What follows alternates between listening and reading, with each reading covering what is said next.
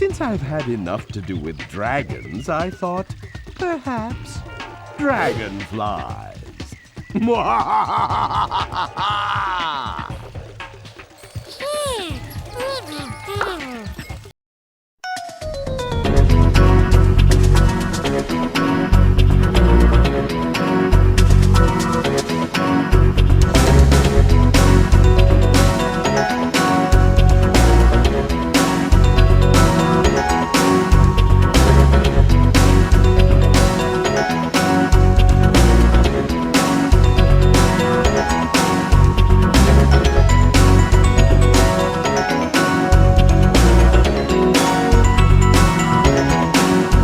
Hey there guys, Nordic Warrior here, welcome back to my video game review series. So today we're going to be looking at Spyro Enter the Dragonfly.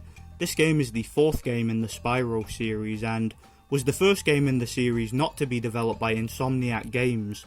Instead it was developed by Check 6 Studios and Equinox Digital, released in 2002 for the PlayStation 2. So after the huge success of the original Spyro trilogy, when this game came out, the hype for it was incredible. It was of course the first Spyro game to be released on the PS2, which at the time was the exciting new generation console, and we were all intrigued to see how Spyro would look, with updated graphics, updated hardware. Unfortunately though, Spyro Enter the Dragonfly went down as one of the biggest disappointments of its era. Critics were absolutely horrified by the game, and it not only got panned, but it basically destroyed its developer, Check 6 Studios, who shut down shortly after the game's release. Now, for those of you who don't know, this game actually had one of the most chaotic and horrific development cycles of video game history, and stands as a lesson and an example of why studio interference, lack of experience, poor communication, and a rushed deadline can completely derail and ruin a video game's development. Basically what went wrong with this game is the fact that Universal, the publisher of Spyro at the time, were constantly interfering with the game's development, constantly forcing Check 6 to remove ideas and concepts that had been in development for months, rejecting scripts, concepts, and forcing Check 6 to make last minute changes.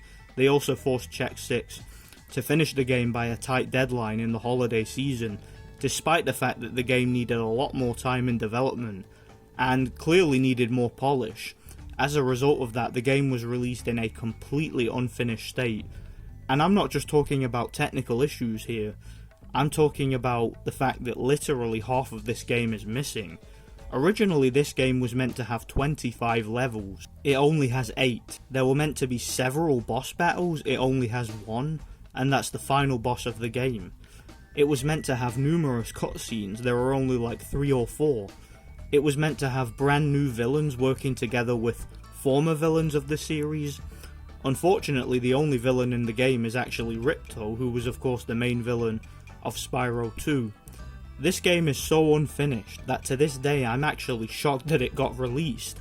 As you would expect from a game that had such a horrendous development cycle, the game is marred by technical issues, lag, frame rate issues, long load times, clunky controls, and unfinished and unpolished graphics, bugs, glitches, and so many more issues. The developers have since admitted that they knew how broken the game was before its release, but thanks to the horrible and flat out abusive working conditions Universal put them through, they had no choice but to rush the game's release and hope for the best. In fact, one of the things that the developers actually snuck into this game was a cheat code that listed off several employees that left during the game's horrible and chaotic development. To give you an example of just how unfinished and broken this game really is, there is a glitch in this game where you can literally reach the final boss battle immediately at the very start of the game. Just go right over to the final portal and head bash at a certain point, and you can literally glitch your way straight through to the final boss battle. So yeah, this game has many problems, and those problems stem from its technical issues and the fact that most of the game is just flat out missing. Now, all of that sounds terrible, doesn't it? Sounds awful. You have technical issues here and there, missing content, as well as an overall lack of quality with the game. But you know what the really weird thing is? I genuinely believe that the developers at Check 6 genuinely had a lot of passion for this game and did the best they could with what they had, because despite all of the problems, all of the technical issues and all of the missing content, I actually do still like this game to an extent. I had a lot of fun playing Enter the Dragonfly, and playing through the game in retrospect, I was actually really surprised by how much fun I still had with the game, despite everything that went wrong with it. So the game follows the classic Spyro formula. It's a third-person action-adventure platformer. You play as Spyro the Dragon, once again played excellently by Tom Kenny. He, to this day, is still my favourite Spyro voice actor, and he does just as good a job here as ever.